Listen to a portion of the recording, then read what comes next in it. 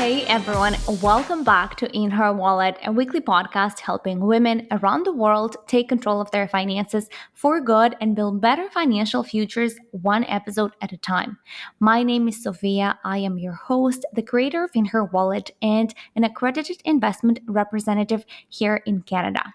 Today, we are talking about building wealth through running a business and through successfully exiting your business. A very interesting perspective that is different from what we usually talk about, which is building wealth through investing.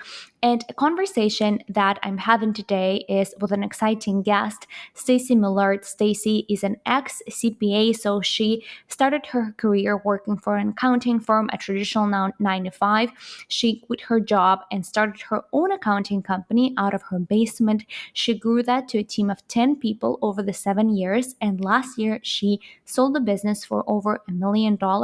So, a very inspirational story. In this episode, we talked about the different stages of running a business and the different activities you as the founder can focus on to generate profits and maximize them. If you like Staci and what she does, definitely make sure to check out the links in the episode description, including the link to her course that she shared with us. I believe that if you mentioned you are from In Her Wallet podcast, there will be a promotional rate for you to take the course. Also, I wanted to remind you that if you like this episode and the show and support the mission that we pursue to help women get on path to financial success, there are a number of ways to support In Her Wallet podcast, including leaving us a 5-star review, following the show, sharing it on your social media so more people can find out about us, and also by supporting us through Buy Me a Coffee link. We love and appreciate you always supporting us. Well, with that out of the way, let's dive in. Staci, I'm so excited to have you on. Welcome to In Her Wallet podcast.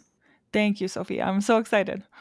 Before we dive into talking all things how to create wealth through building a business, let's do an icebreaker. So tell me, what's your go-to coffee order? A vanilla latte or a double double. Depends where I you go, used to but be a vanilla latte girl. Now I'm just a latte girl, but I'm with you on that page. What's the movie you can rewatch again and again? Do you have one? I do. It's Country Strong. A really odd choice, but yeah, I love it. I could watch it forever. I haven't watched that. Through these questions, I get so many movie ideas. I just love it. If you could travel anywhere in the world right now, where would that be? North Carolina. Have you ever seen those beaches on the stilts? I would really love to spend a week on the beach in a Really? cabin or the Wow. houses on stilts. Yeah. Yeah. Yeah. No, I haven't seen. I'll definitely be looking that up afterwards. Mhm. Well, Staci, with that out of the way, for those folks who might not have heard of you or what you do, could you give us a bit of an intro about yourself and how you help people? Yeah, absolutely. I always love this question because it's so dynamic. My name is Staci Millard. I'm a mama to two girls that are 5 and 7, and I have been in love with businesses and numbers and patterns for as long as I can remember. I've spent 15 years helping small businesses through accounting and seeing the behind the scenes of what works and what doesn't for them. And I also own a company called Love Powered Co. I like to introduce myself as just this person who's got this big mission to change the world on my heart. So I do that through my second business as well.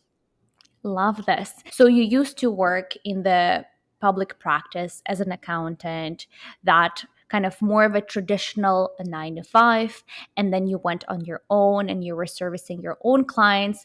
Let's highlight that, how you started Yeah. your own business and practice in your basement, how you grew that. Can you share a bit more of that? Absolutely. So I grew up to two parents on the prairies who had very traditional corporate jobs. My mom worked for the government, my dad worked for a Fortune 500.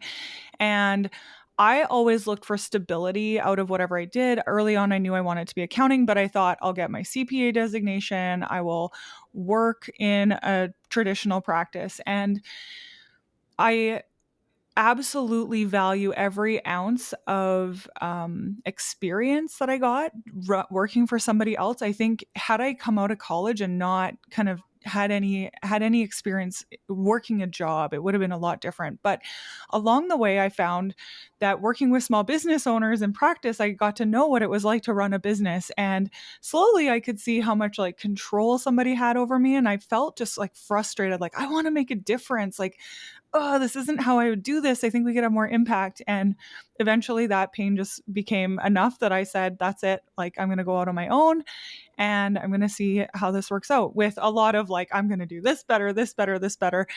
And I got so many lessons along the way of it's not quite that easy. I think anything we dream of, we always find out there's more challenges than we expected. But I started an accounting firm. I started it from my basement and we grew to 7 figures in 7 years. I had a team of 10. We helped hundreds and hundreds of small businesses. And it was just like the greatest honor of my life to work with those businesses. And we won some awards along the way for the work that we did and how we contributed to the community. And ultimately, I think the biggest lesson I could say is that I learned how much we could give back and make money all at the same time. And it was just, now I want to share that with everybody. We must mention, I feel like, that you actually exited this business. You sold it for $1 million, if I'm not mistaken. Yeah, over 1 million. Yeah. So a couple years leading up to the exit, I had done a lot of work. That's probably like a story for another day, but how you grow a business that doesn't really rely on you. I'd done a lot of work to grow this business this way and still felt that I was like quite attached to taxes and having to do taxes in the business. And there are certain rules that as a CPA you had to follow. And I just felt like I was in love with growing small businesses. I knew all this information and I'm like, I just want to dedicate my time to doing this.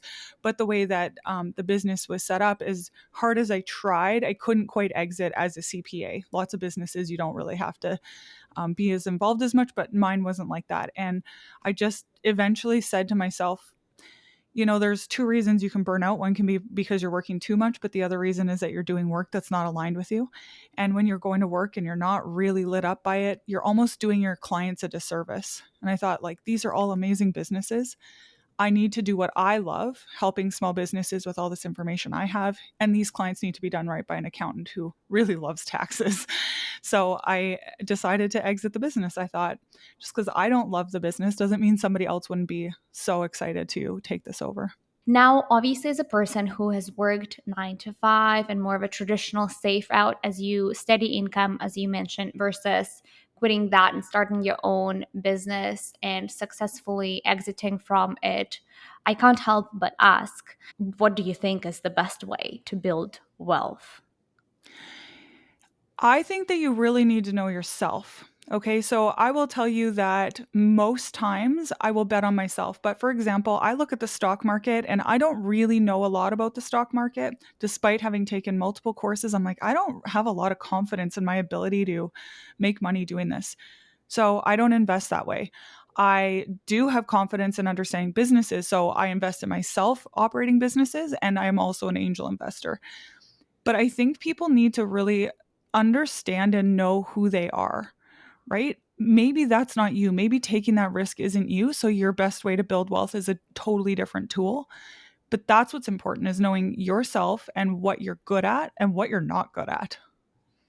I love that. And I feel like that really answers my next question, which is, I was going to ask you, what do you think is the number one prerequisite to building wealth through starting and owning a business? A desire to learn. So actually, it's interesting. A friend of mine, I don't dabble in real estate. I've tried it. It's not my jam.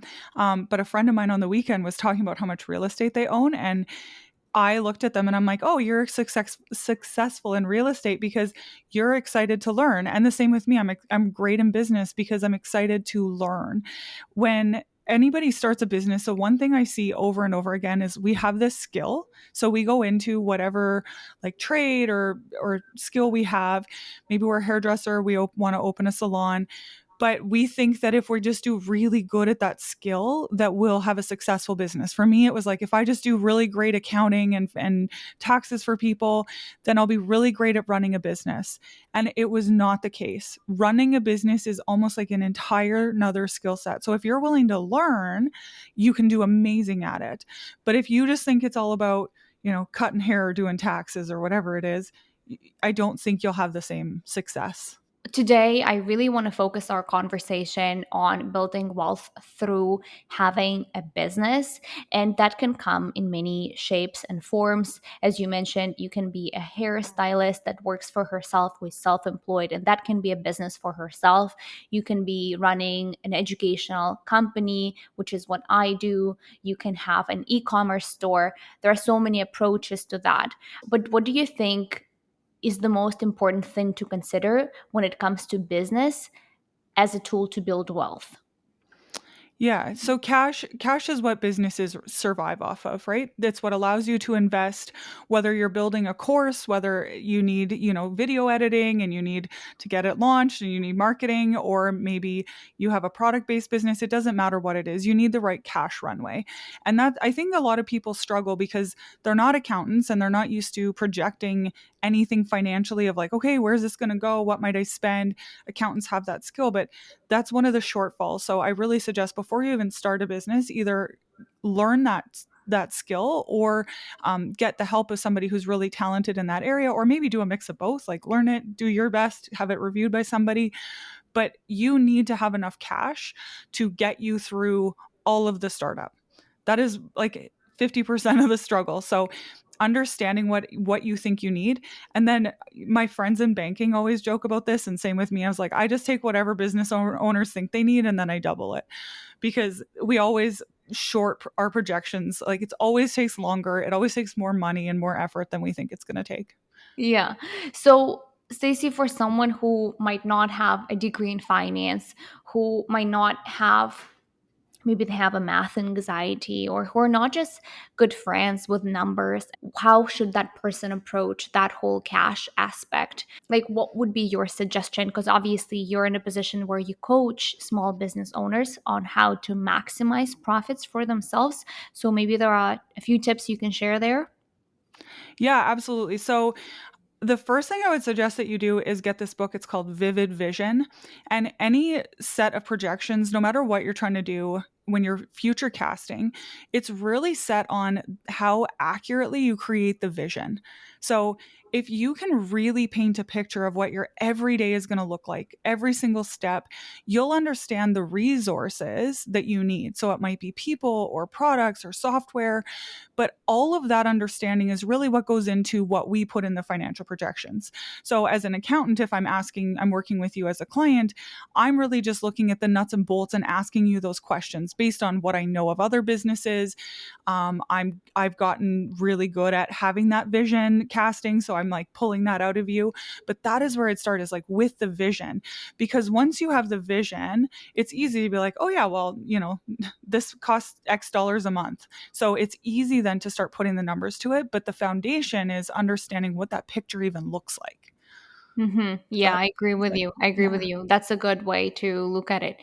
I think for a lot of us business owners, especially if you are, balancing your stable income job and a side gig, or if you just quit your job and you're starting a business, the first big cash projection, if I might say so, is the point, reaching the point of starting to generate revenue and profits in your business. As someone who's done that before, what do you think is the best way to approach this planning mode, and how to get there as fast as possible, if there's a formula for that even? Yeah, so I think this is interesting because there's lots of businesses that require a lot of like input ahead of time. So for example, like an education company, creating the assets that you would sell, like creating those videos and the marketing and relationship building that goes into it ahead of even selling something can be quite a lot. But then there's other businesses like You could be any type of service provider. Maybe you're good with computers. You could probably pick up a client without putting any effort into running a business, because all you do is say to your friend, like, hey, I can fix your laptop for you. It's going to cost you this much. You've actually put like zero effort into it. So because every business is so different, the very first thing I say is, if you want to start a business, that vision casting is amazing to go through like a one-page business plan.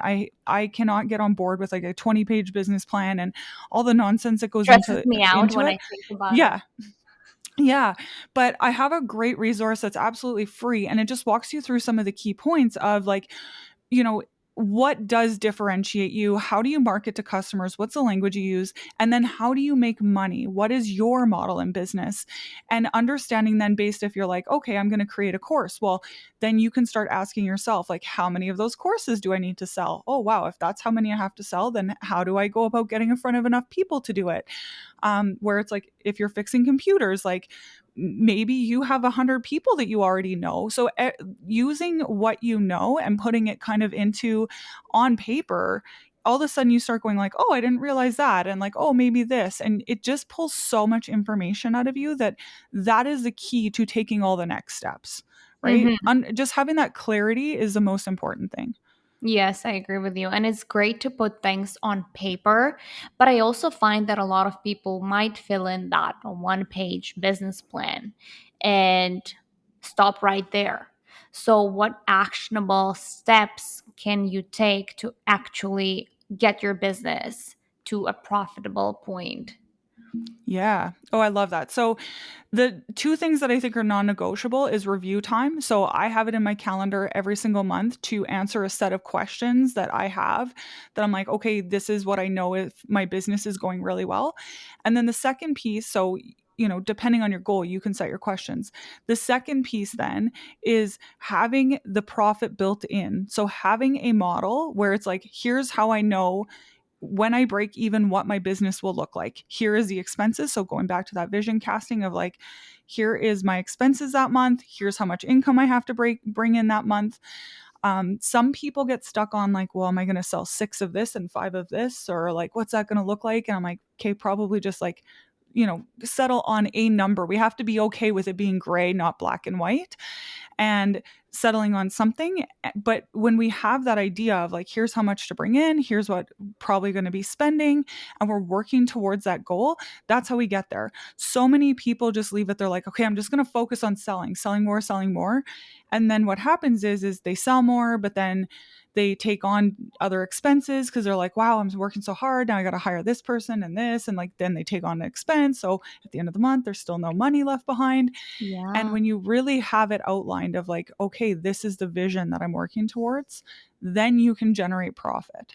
Mm-hmm. I like how you always take it back to that book you recommended us. I'm definitely going to be reading it. So, we talked about getting to a point of profitability, and now you started talking about actually, I think, maximizing profits. And I remember during our initial call with you, you mentioned that for a lot of business owners, you just need to know focus on the right tasks for your business. So, how do you identify these? If you're profitable already, but you want to maximize these profits now, what are these right tasks? Yeah. So I have this kind of defining couple stages of business that I really look at. And there's different stages. So you have to look at different things along the way and then really understand your business and your business model. The example I'll give you is like 2 massage therapy offices. One might be focused on like sports and recovery. Another one might be focused on a spa experience. So like literally 2 massage offices, completely different models of business and what's important to them. So you have to know your business and your triggers. And if you don't know what those are, then work with somebody to figure those out. But it's really also the stage of business. So like, starting out, it's really about just doing everything. You just want to prove that you have revenue. You want to prove that you have customers. You figure so much out at the start where it's like, oh, I like doing this and not this. I'm never going to provide that again. Yes, I love doing, this over here. And you kind of just need for your confidence to be built up that you can bring in a customer. If you've never ran a business before, you just need to build the confidence. But then a couple years in, as you're building, you're taking all these things on and you're going to be like, oh my gosh, like when is it going to get easier? easier. This is a lot of work. Well, at that stage, now it's about finding the key people within your business. It's not just about like getting the easy tasks off your plate and hiring an admin assistant. Now you're needing to hire people who can duplicate what you're doing, right? So there's different stages that you have to kind of go through, different, I guess, like challenges to get to the next level, it feels like. So knowing what stage of business you're in, what you've built so far in the foundation is also critical. So you mentioned Yeah. two stages from what I caught. What are other stages beyond that, Yeah. if any? So I define them as like sort of four stages. The first is like elementary school, so that's where it's like we're brand new to business, we're just figuring things out. High school, we're starting to refine, we're getting a little bit more serious. We're bringing in people who can drive revenue, not just an admin assistant.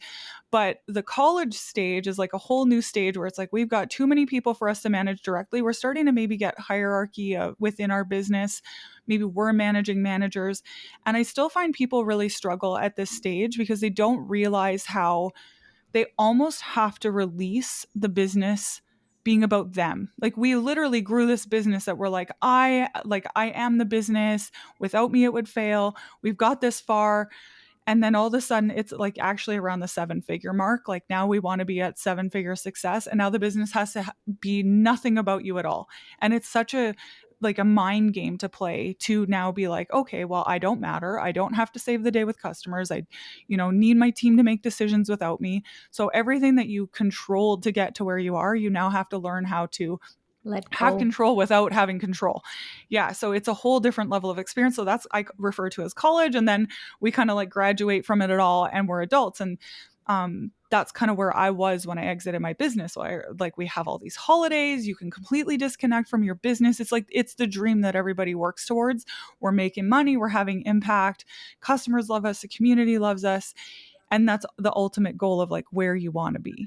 Exactly, exactly. Yeah. Have you always, going into starting your own business? Obviously, I think a big thing for you was to build a legacy in a different way than working for someone and working with clients as part of the company, but also in terms of building wealth and reaching for that financial success and independence. Is that the goal you've always had in mind when you started your business and were running it? Or did it come to you eventually when you saw that, yes, I have that confidence, I'm getting clients, the business is growing year over year, etc.? Yeah, so I have a really different view on it now than what I did to start with. I just wanted to make good money. And I recognized, because I was in accounting, I recognized how much somebody else was making off of what I was doing. I think lots of people do.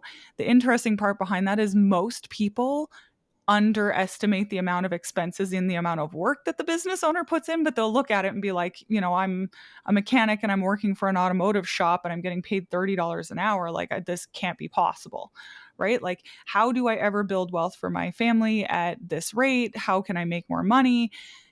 These people are charging a shop rate of $175 an hour and I'm getting paid 30. Like, surely there's some money in here for me. And then they go out on their own. Often they underestimate the expenses that go into it. So I love to work with them ahead of time at looking at those projections and like making sure that they understand. But building a business can be the most rewarding financial, like we look at a lot of the people who have the most financial wealth in the world, and I would say the majority of them built businesses. That's how they made their money. It wasn't just picking the right stocks or real estate, right? Some of the most wealth, like a Jeff Bezos, he built Amazon. So it it can be rewarding. And going back though to the lesson of like you have to be willing to learn, because Mhm. whatever it is you're doing now, it's also about understanding how to be a leader and leverage a team. It's about understanding the finances so that you know what you can cut and what you need to add on and how you can maximize your investment in the business, right? Like, it's understanding whatever tool you decide to invest in. Yes, I agree with you. That's a great point. Stacey, you mentioned about learning, and I started thinking, a lot of learning happens through making mistakes on our own. So, my question for you as a business coach right now, what are some of the most common mistakes you see entrepreneurs and small business owners do? at stage in their business when they are, as you mentioned, in elementary and in high school. So when they are trying to reach for profitability and when they're trying to maximize their profits. Yeah, so reaching profitability, what I see people doing is focusing on absolutely the wrong things. So early in business, it's focusing on the website and social media and all these things that you actually can't, like, they don't have a direct line to building a business. So are you getting in front of your customer? Because I bet you there's a faster way than what you're currently doing it. I think there's like 1% of businesses that I talk to that I'm like, oh, yeah, you're doing a great job. It's like we're all taking the hard way around because it's a lot easier to look at a website and be like, oh, I'm going to figure this out than have to vulnerably get in front of somebody and be like, I'm running a business and this is what I do. Will you hire me? And they might say no. Like being rejected would be scary. So we just hide behind our screens, or we're like, perfecting the business card or a logo. Yeah. So much of that doesn't matter. So we focus in the wrong area. And so that first stage of business often takes longer than what we really need it to. The second stage, I find people, until they really get a grasp on how they make money, that is a challenge. So understanding like what to invest in marketing, like where are your customers, because sometimes they see people like, oh, I'm going to put an ad on the radio. It's like, well, do your people listen to the radio? Or like, I'm going to go on TikTok. Everybody says to be on TikTok. It's like, well, you're going to waste a lot of hours of the day and have no success for it because you're selling dentures. You're not on TikTok. So there's so many misunderstandings, but it's because we just don't really understand business, the basics of how do we make money and where are those people. And if we get clear on that, that can really help us get to that next level. And I would be remiss if I didn't comment on the financial piece, where it's like understanding your expenses, understanding the money that comes in, and being able to leverage that. I don't think that there's a lot of numbers that we have to look at. If you have ever looked at a QuickBooks report or a bookkeeping report and you're like, what are all these numbers? I don't get it. It's more about being able to see the trends and then go back to, okay, well, what kind of activities were we doing and what was working and what wasn't? But a lot of people, because they don't see it, they see numbers as literally dollars and cents instead of like maybe a graph that you can see ups and downs and visually be like, it worked or it didn't. Because they don't see it that way, they shy away from it. And then they're really just throwing things at the wall and hoping they stick, because they're not actually looking to see, like, did that lead to the results, right? So we might do an Instagram post and we're like, wow, that got so many followers, but like, did it lead to customers? Is Mm-hmm. it going to lead to customers? Right? So we don't understand how our actions are leading to the right results in our business. So it's a lot about those systems in place that you, as a founder, as the owner, should put in place and create, and make sure that the actions that you take have the right return on investment. The other thing I was going to add is that high school to college stage, there is a level of systems that come into play. So one of the things I mentioned is like we're really letting go in the college stage, right? To like really have success. But before we get there, it's like if we have a lot of systems in place, it wouldn't work. It'd be too rigid. We wouldn't have the flexibility to be trying new offerings, like saying, oh, this doesn't work.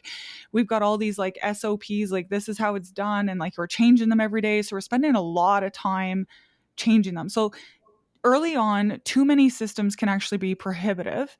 But if we don't put them in place at the right time, we will hit a roadblock and it'll be like, until you get systems in place, you will not scale beyond that. And so there is a sweet spot in there where it's like, okay, now systems are becoming important. So that's the other thing I see where it's like, if you're really pushing up against a level of success in business, it's like, maybe it's the systems. Like you don't have them in place to really have your business operate without you making every decision. And we know we only have so many hours a day to make decisions. Totally. I want to focus on that elementary stage because I know a lot of women listening to In Her Wallet podcast, they are in a position where they are balancing their stable income job and a side hustle, or they really want to move from one to another.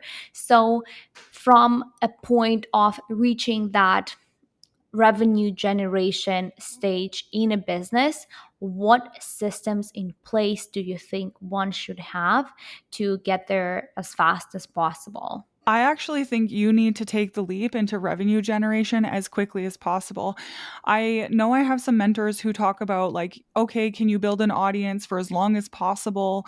And perhaps the online education world is a little bit different, because you could have like a successful launch maybe with your own community, but then to launch a second time, it is a lot harder because you don't have new eyes on your products, right? So that might be an anomaly, but I would say the fastest that you can generate revenue and prove to yourself that you can do whatever it is you're doing, the better. So, would I say, like, start a podcast and get everybody, like, that's a really long runway. I also have a podcast. I know, like, it's not going to generate revenue for me for quite a while based on what I know about when people typically get to have advertisements on there and endorsements and all those types of things. So I would say generate revenue as quickly as you possibly can.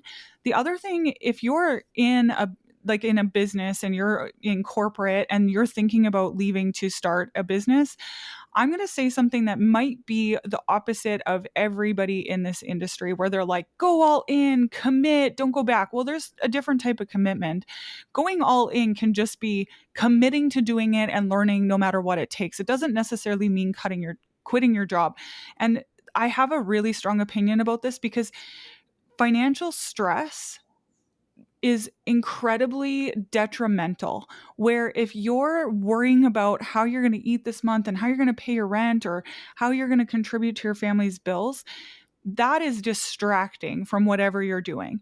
So I think it is incredibly wise to keep your corporate job, be focused and relentless about, should I be doing this? Is it leading to the results? Will it lead to the results? No, Kate, pivot fast, right? And focusing on building the business so you have some proof, so it's generating revenue and you've got that comfortability so that when you leave your job, then you're satisfied. But I'm never a fan of like jumping all in the sense of like quit your job. I've seen so many people, and the damage emotionally when you're like, I told you, it takes longer than you plan. It always does. Even for me, I grew a 7-figure business. My second one takes way longer than I planned. So the emotional kind of like fallout from that is not great, right? Like, what if you have to go back to your job? Well, you're probably going to quit the business instead of, I have to go back to the job, make some money, and do this as a side hustle. Like, we just give up altogether. So I'd rather you stay at your corporate job, start the business, do some of that work in the evenings and the weekends, learn, because oh my gosh, the minute you take on your first customer, you hear what's important to them, you hear how they talk, like that's the best market research. So do that work, on the sidelines, and then jump all in. And simultaneously just start saving so you have that cash runway that we talked about early in the episode to last you for some time if you're not getting clients, or there is a pause or seasonal change or whatnot. So Hmm. I love that advice. Thank you so much for sharing that. Now, my final question to kind of wrap up our conversation around using business as a tool to build wealth, and that's more about you, because we started the episode saying that you exited the business, you sold it for over $1 million. I can't help myself but ask you, how did you use that money to build wealth for yourself? Yeah. So, first of all, I celebrated. We took some of the money and enjoyed a couple nice vacations and really just enjoyed that. Some of it went into just buying myself time off. I have 2 little girls. I wanted time with them. So, I did buy myself a year where I just did nothing. And then I actually reinvested. So, for anybody in business, our brand and who we're known to be is so valuable. If I look back, I don't necessarily think I intentionally created it, but I just like relationships. But I had those and they were all very local. So when I started my new business and I wanted to be more broad across Canada, the US, now I have to create new connections to create a new network. So I paid to be in specific rooms that I thought, like, I'm first of all excited to have friendships and relationships with these people, but also we can do business together, we can cross refer. So I paid for that way. I mentioned some angel investments in some startup pre-IPO companies. And then we also have a mix of just traditional investments that's like a safety net. Does that make Yeah. sense? Yes, Yeah. I mean I love the diversification. I always say that you should not put all eggs in one basket. I know it sounds cheesy and everyone talks about it, but it's true. And to see you illustrate that quote with the real life example of how you use that money from your business exit to build a lasting wealth, that's great. Stacy, question I ask every guest on the podcast is, what is financial freedom to you? Yeah, I love this. Financial freedom to me is the choice to make decisions that feel easy. It's not about a dollar value or a certain amount of money in your bank account, but it is about the lifestyle you get to create. Can you say yes or no to a certain amount of work that you maybe do or don't want to work? Can you say yes or no to buying something for your family? Financial freedom to me is just that ability to make the decisions, and they always just feel good in your gut of like, yeah, and no, I don't need that. I don't want that, right? Yeah, yeah. And what do you think every woman should do to reach that level of financial freedom? Ooh, that's a good one. I I believe that you need to understand what you're good at and what you are not. And then you need to start taking steps to align yourself with what you are good at. Just because somebody else has had success in a certain way doesn't mean you will. But I think you need to understand yourself. So that's step number one. And then number two is you need to take action on it. We can't wait. So if you have been a stay at home mom forever, maybe it's, asking family or friends for a little bit to start up and create a business. Maybe it's to start investing. However, you look at that, maybe really just aligning with yourself, but you have to take the steps to start going there. The thing about building wealth is that it should all be exponential, right? So, whether it's in our business or in our stock market investing, whatever you want, I always look at investments and like, could I lose this? Doesn't matter if it's $500 or $5 million. It's like, could I lose this investment and still be okay? And then if it's okay, then you should have a return on that. You can put the return back in and you reinvest it and you grow that wealth. So as long as you're making investment decisions that aren't like all your eggs in one basket wiping you out, then you should be able to use whatever money you had to start with to grow wealth. Love it. Thank you for sharing your take on what financial freedom is. Stacy, to wrap up, how can In Her Wallet community get in touch with you? Yeah, I am on Instagram. Also have a School for Small Business podcast if building a business feels right for you. And we have a special offer for any of your business owners who are listening, who are like, okay, this makes sense. But especially if you have a side hustle and you're like, I don't know how to do this. All the courses like phenomenal, talking about how to really make profit and align yourself with the amount of time and effort that has to go in. Thank you so much for doing that and for sharing it with our listeners. I'll make sure to include all of your links in the episode description, your Instagram, links to the website, to the course, to the podcast, and anything else you'll share with me. Stacy, thank you so much for being with us today. I really enjoyed this episode. Thank you so much for your time. Thank you all for being with us today. I hope you enjoyed this episode. Please share it with your family and friends and whoever you think might find it useful. As always, I want you to give yourself credit for showing up for yourself and your future, because every time you do that, you increase what's financially possible for you.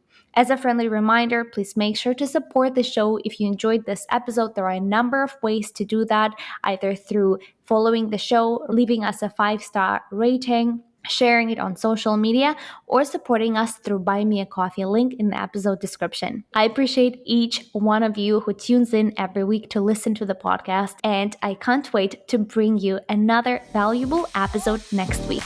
See you then.